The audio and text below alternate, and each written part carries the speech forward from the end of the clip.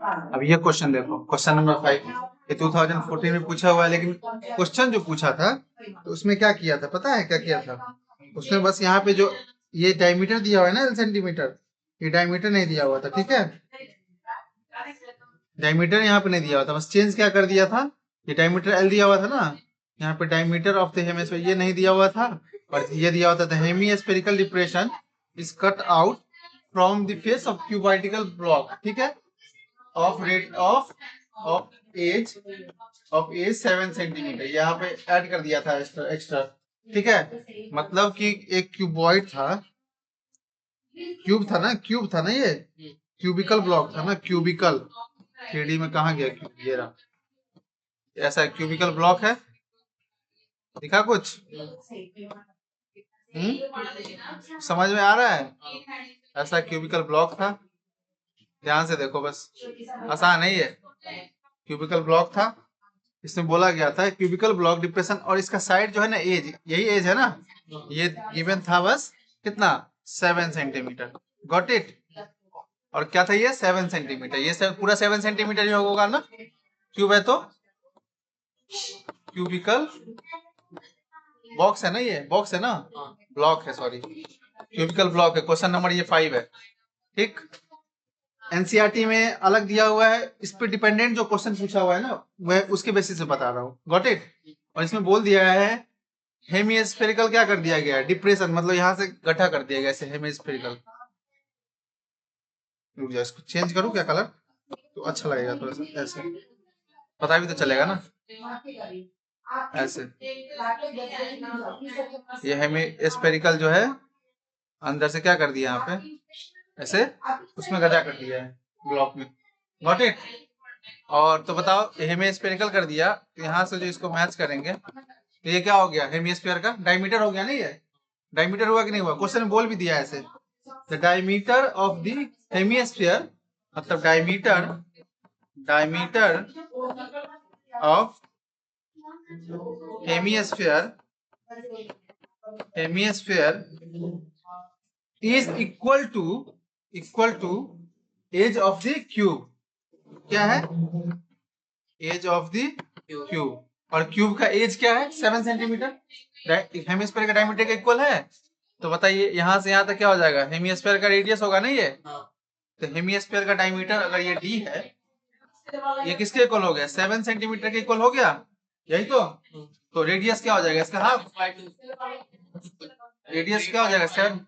हाँ मतलब 7/2 ही रहने दो ना, रेडियस क्या हो जाएगा, 7/2 होगा, बताइए, यहाँ तो कोई डाउट,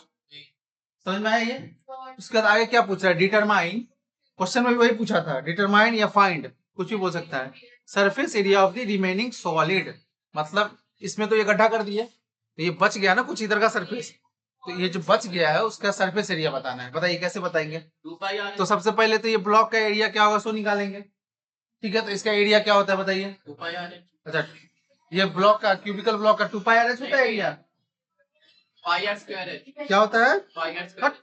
इसका क्या होता है, क्यूबिकल ब्लॉक का 6 × a² होता है ना साइड, यही निकालेंगे ना इसका सरफेस एरिया। उसके बाद उसमें से माइनस क्या करेंगे बताओ, माइनस क्या करेंगे, ऊपर का जो ये सर्कुलर फेस है, ये सर्कुलर फेस को क्या करेंगे, माइनस करेंगे, करेंगे कि नहीं करेंगे बताओ? ये माइनस करेंगे ना, क्योंकि ये तो गड्ढा हो गया ना, पूरा निकालना है ना, ऊपर वाले को माइनस कर देंगे, मतलब πr² होता है ना, सर्कुलर फेस है ना, ये माइनस कर देंगे, और क्या ऐड करेंगे इसमें, ये जो देखो हेमिस्फेरिकल का कर्व सरफेस एरिया, यही तो कर्व, मतलब बीच वाला को छोड़ के कर्व वाला,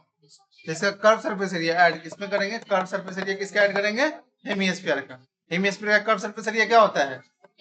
2πr², यही तो होता है ना। बस अब इसको कंक्लूड करते हैं, इतना समझ में आया, पहले सो बताइए,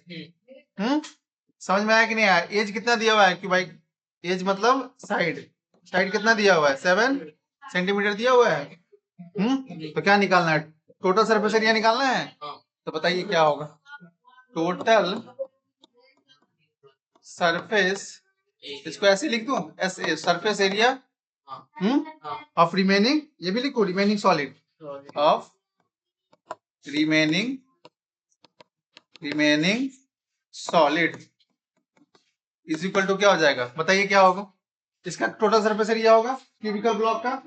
टोटल सरफेस एरिया क्या होता है 6 इंटू साइड स्क्वायर होता है। इसके बाद क्या करेंगे, ये हेमिस्फीयर का area, curve surface area hemisphere का, मतलब इसको पूरा लिख लेते हैं यहाँ पे, क्या लिखेंगे, total surface area of cubical block, ठीक, प्लस क्या करेंगे, ये हेमिस्फीयर का एरिया ऐड करेंगे ना, मतलब curve surface area of hemisphere. अच्छा, उसमें से माइनस क्या करेंगे, ये ऊपर वाला होल हो गया ना, होल है ना वो, तो ऊपर वाला जो होल है उसको क्या करेंगे माइनस, ऊपर में क्या है, ये सर्कल है ना, ऊपर ये सर्कल है कि नहीं है, ये सर्कल है कि नहीं है, तो सर्कल मतलब क्या करेंगे, एरिया ऑफ सर्कल माइनस कर देंगे। बताइए यहाँ तक कोई डाउट, कोई डाउट, ठीक है। तो टोटल सरफेस क्यूबिकल ब्लॉक का क्या होता है 6 इंटू साइड स्क्वायर, उसका कर्व सरफेस एरिया क्या होता है हेमिस्फीयर का 2 पाई आर स्क्वायर, यही तो होता है, यही तो होता है। और ऊपर का कर्व सरफेस एरिया क्या होगा, वो कर्व सरफेस एरिया मतलब एरिया ही, तो ऊपर का क्या हो जाएगा minus pi R square, circle है ना,